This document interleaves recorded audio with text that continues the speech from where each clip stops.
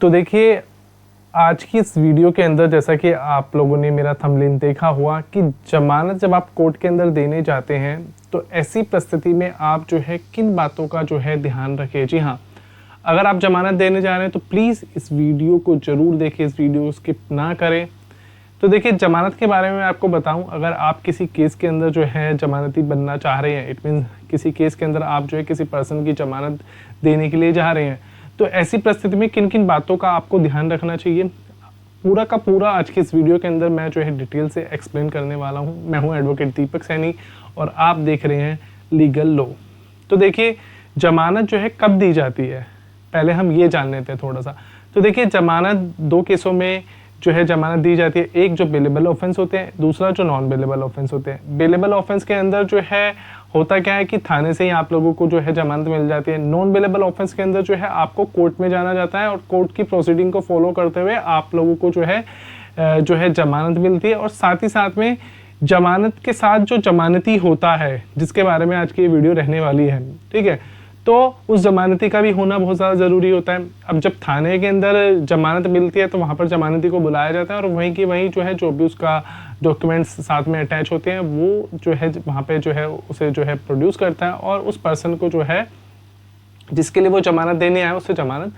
मिल जाती है। अब ध्यान देने वाली बात क्या है? ध्यान देने वाली बात ये है कि जब आप किसी केस के अंदर किसी पर्सन की जमानत देने के लिए जा रहे हैं, आप उस केस के अंदर जमानती बनने के लिए जा रहे हैं,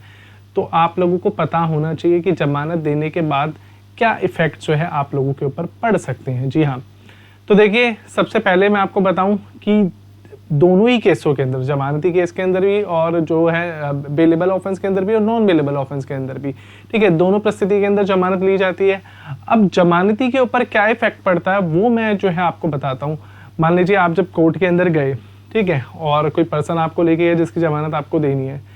तो जब आप जमानत देने जा रहे हैं तो आपको किन बातों का ध्यान रखना चाहिए। जज साहब जो है आपसे क्या पूछ सकते हैं? तो देखिए, जज साहब आपसे पूछ सकते हैं कि आप जो है इसे कैसे जानते हैं, इनके फादर का नाम क्या है, या फिर जो है ये कहाँ रहते हैं, इनका एड्रेस क्या है। ये सारे क्वेश्चन जो है आप लोगों से जो है जब जमानत दी जाती है उस वक्त जो है पूछे जा सकते हैं। अब आपको ध्यान देना है कि जमानती जब आप बन रहे हैं ना, तो आपके ऊपर क्या बात आ सकती है। तो देखिए, सबसे पहले बात ये आ सकती है कि कोर्ट जो है आपको बोलेगा या फिर आपको जो भी वकील साहब है वो आपको समझाएंगे कि जमानती जब आप बन रहे हैं किसी केस के अंदर, तो अगर कल को वो पर्सन जिसके ऊपर केस चल रहा है, जिसकी जमानत आप देने आए हैं, वो कोर्ट के अंदर जो है कोर्ट की प्रोसीडिंग के अंदर शामिल नहीं होता, कोर्ट की किसी तारीख पर नहीं आता, तो ऐसी परिस्थिति में जो है कोर्ट जो है आप लोगों को जो है नोटिस इशू कर सकती है और कोर्ट जो है आपको बुला सकती है कि भैया आप कोर्ट के अंदर आओ और कोर्ट को बताओ कि आपने जो है इस पर्सन की जमानत दी थी, अब ये पर्सन क्यों नहीं आ रहा। क्योंकि जमानती का मतलब ही यही होता है कि जब कोई पर्सन जो है जिसने ऑफेंस किया है वो कोर्ट की प्रोसीडिंग को जो है बाद में फॉलो नहीं करता, कोर्ट की प्रोसीडिंग में नहीं आता, तो ऐसी परिस्थिति में कोर्ट जो है जमानती को बुलाती है और उनसे पूछती है कि आपने जो है वादा किया था, क्योंकि जो जमानती फॉर्म होता है उसके अंदर सारी जो है बातें लिखी होती है कि आपने बोला था कि अगर ये पर्सन नहीं आएगा, ठीक है,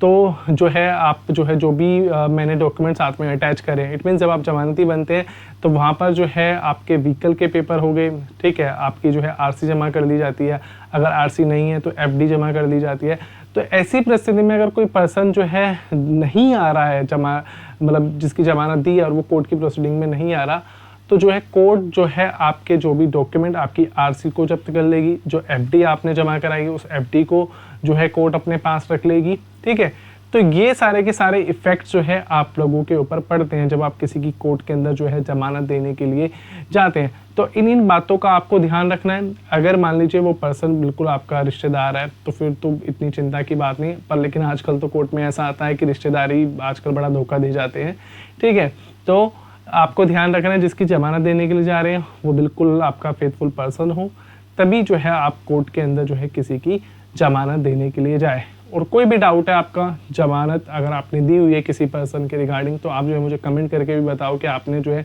किस ऑफेंस के अंदर किसी की जो है जमानत दी हुई है। और साथ ही साथ में अगर आपको लग रहा है कि मुझे जो है अपना श्योरिटी बॉन्ड जो है वापस लेना है, तो आप मुझे कमेंट करके बताओ, वो वीडियो भी आप लोगों के लिए बनाऊंगा। Thank you so much.